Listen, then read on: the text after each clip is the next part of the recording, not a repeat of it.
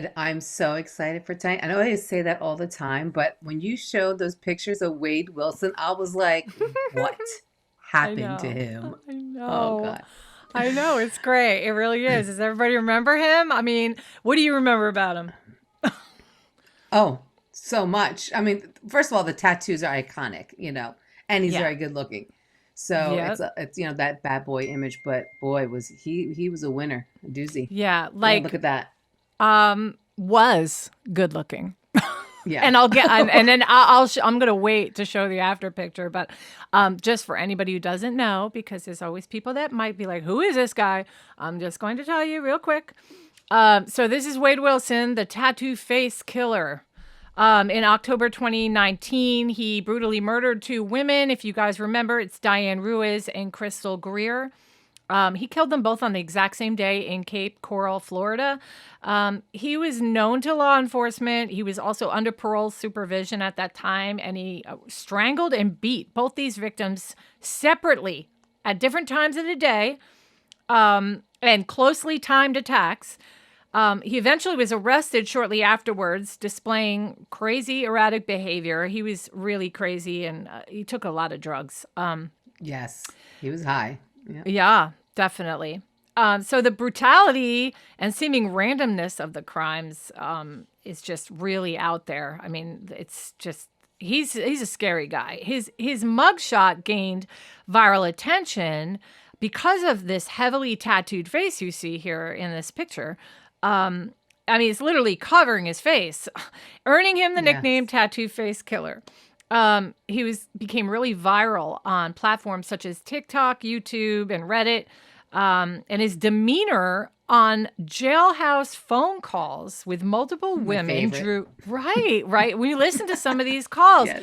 it drew so much attention. He would swoon women to get them to put money on either his kiosk, which is what you use. It's like a machine you use to be able to make calls or to get internet time on that Yes. kiosk, or canteen, which is like basically the prison store to get Right. snacks. And you could always filter back to one of our old videos because we did a taping on how many times he said, "Deposit money in my canteen." Yeah. And every time, we took a We sip take of it. our drink. Yeah, it was crazy. We did, we did a 3-part on him, I think. And we even I have think like so. an interview with his dad and all that. Also, I even wrote a song about him, which you can find on our shorts page, where I have not only that kind of spun out to be doing songs on several characters within this case, such as Kiosk, Kristen, and Mila. And these were two girls that were like really, The one Mila was was his really his girlfriend. girlfriend. Yeah, Yeah. right. And it actually turns out, and I want to say this, I'm glad that we're doing a little segment on him because Mila ended up being pretty cool girl. And Oh, really? and she came forward and she has an incredible interrogation / interview with the police where she just was helping them completely. And I actually felt really sorry for her after that and realized she really Right. wasn't that bad of a person as everybody was making her out to be. Kristen, on the other hand, was just basically just the type of girl that would, just Looking thought, for attention. yeah, she saw good. Yeah. There's girls at home that maybe couldn't get a guy like this normally, so they reach out to somebody in prison and they give Right. them money and And it it's was sad sad. because she involved her child. Her child would get on the phone. It's just, why Yeah, would and he's a young little boy. So it's just, yeah, yeah, no boundaries for that woman. I know. Right. So anyway, just to let you know, of course, there's an appeal in progress, right? Because everybody tries to appeal. I highly doubt that he will ever get off death row. I mean, maybe because a lot of times they'll convert it to a life sentence, but he'll never get out of prison. I can't imagine they'll ever Right. let this guy go. I mean, he was so brutal. I mean, Diane Ruiz, if you remember, he not only strangled this innocent girl walking down the street. She was the second death of the day for him, and he was just driving down the Right. street and needed directions. This girl gets in the car with him, helps him with the directions, and then he starts strangling her, throws her out of the car, but then even worse, drives over and back over her and over her again. And I'm like, and I shouldn't be laughing because it's how horrible. could you show someone that's like hatred when you do that, driving over, backing up over it? Like, why are you hating on her so much? Yeah. And it's got to be it's got to just be complete, just evil and mental illness or something. Because you can't, nobody, justifying killing. He was high. He was high. And not that people who are high resort to murder, but not everything is up there correctly, in the noggin. So add drugs to it, and rationale kind of goes out the window, I think. It sure does. So, which leads me to the last 48 hours. New images from death row have gone out into the media. It shows Wade Wilson looking pretty bad. This is a bloated, I only picked one picture to have ready for us, but this is a bloated, overweight Wade Wilson, missing his teeth. There's other pictures. If you go to our page, we have a short we just put up. It shows a whole series of pictures that were recently obtained. But obviously a very stark contrast to his previous hardened look, which was considered very handsome.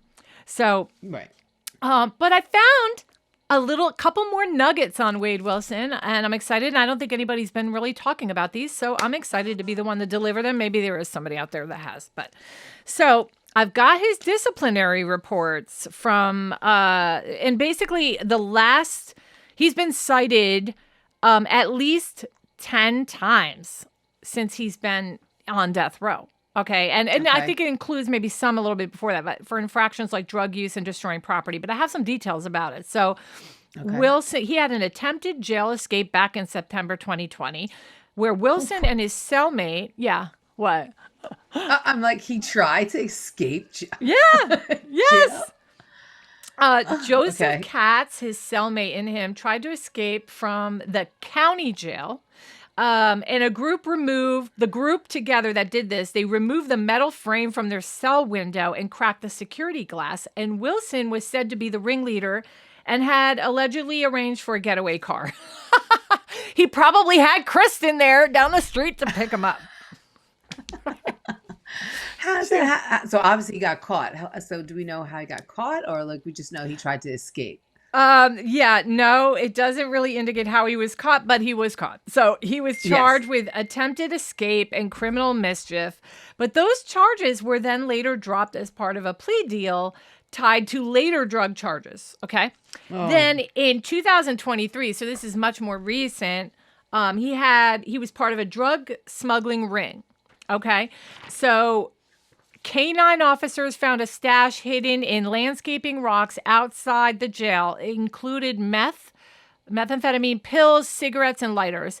Investigators linked Wilson to the smuggling operation that was run from inside the jail, and he was charged with attempted trafficking and conspiracy to traffic meth.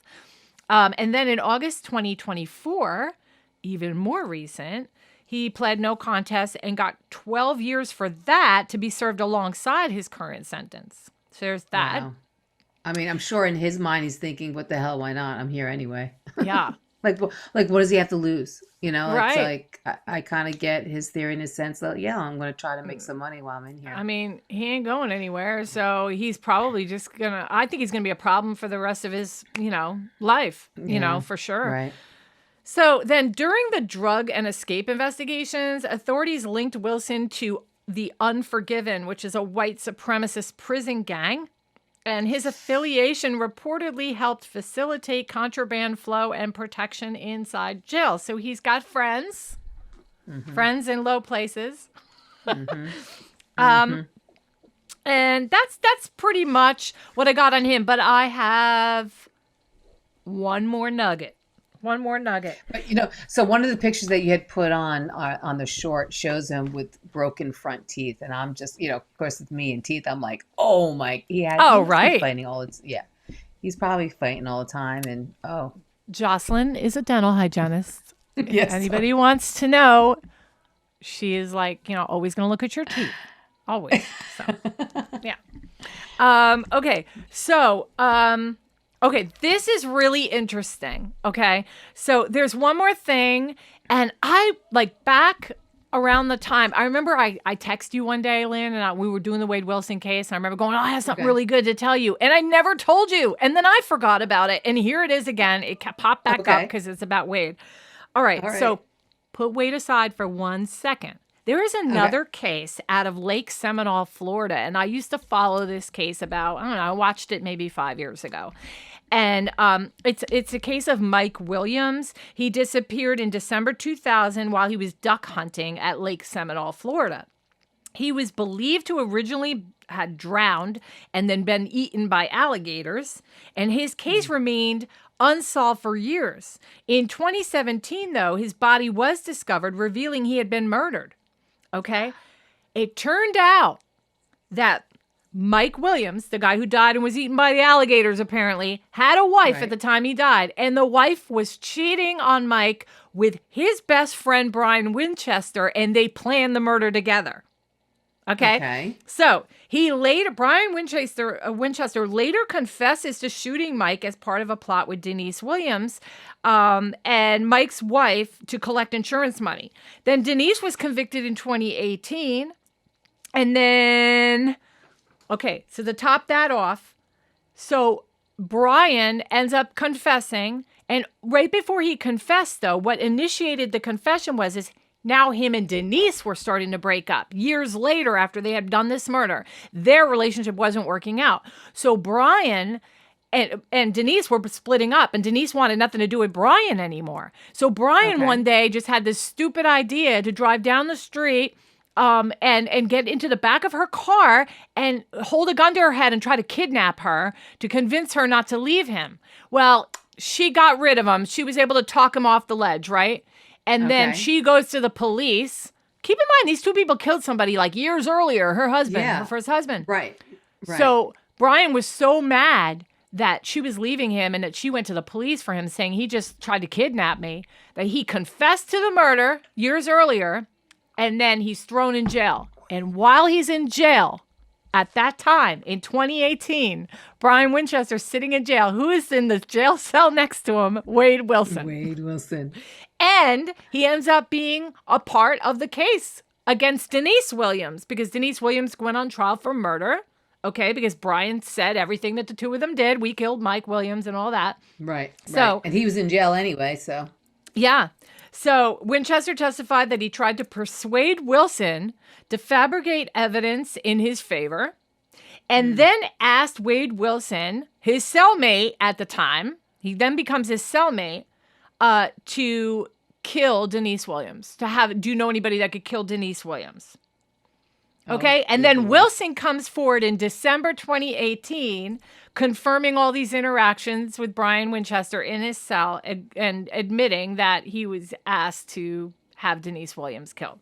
For a lighter sentencing on his end? Like, why did he give up Brian? Did he get anything because Wilson thought that he would get a benefit from it. And did he? I don't think so. I don't think he got much of a benefit from it. But so I just thought that was a really interesting tidbit. And I found this out. I was reminded of it because I go to sleep at night and I listen to trials, and sometimes they're old ones. And I could listen to trials sometimes like the same one like 4 or 5 times within a 10-year span and just be like, oh, let me listen to this one again. Right. I had it on like a week ago. And which I one? was listening to Brian Winchester's testimony in the Denise Williams trial, and all of a sudden I hear the defense attorney questioning him about Wade Wilson. I'm like, wait a minute, Wade Wilson? Is that the same Wade Wilson? I'm like, so yeah. You're like, ding, ding, ding. I was about to fall asleep. I heard Wade Wilson. Ding, ding, ding. Right. So anyway, that's what's going on with Wade today. And he looks terrible, and he's probably going to continue. Ladies, he wasn't worth it. You so ladies are cool. That blown up face of his, that's him getting heavier. That just wasn't him like. It could. I'm hearing that he's gaining weight in prison, but yeah, he's had some like fights, and you can see the bloating on his face, and there's even some scratches on some of those pictures. Check it out, guys, on the shorts that I have. It's funny because usually you go to jail, that's when they get all buff. Right. That's when people usually get all, You might be right. Maybe he's not really down. overweight at all, but he sure looks it in some of those pictures. I mean, he looks like he's swollen, like he's in a bad fight or something's going on. So, but then again, maybe he's really doing nothing and he's gaining weight. That kind of makes sense too. But you don't have to say, it's nice to see that Brian and Wade are in the same cell. At least they keep the murderers together. Well, they were. They're not anymore. Because they were in county jail at the time. Brian hadn't been gone. You go to county jail first while you're waiting during your trial. And then you go to the big man's prison. Right. Yeah, but at least in county, at least it wasn't just, petty theft and a murderer. Yeah. You know what I mean? So yeah. At least they're and keeping Donna Adelson. Donna Adelson was in that same exact county jail for, and actually she is still there, Leon County. I think it's Leon County Jail. So hit the sub button. Give us some likes, share our page, subscribe to our channel. We would appreciate it.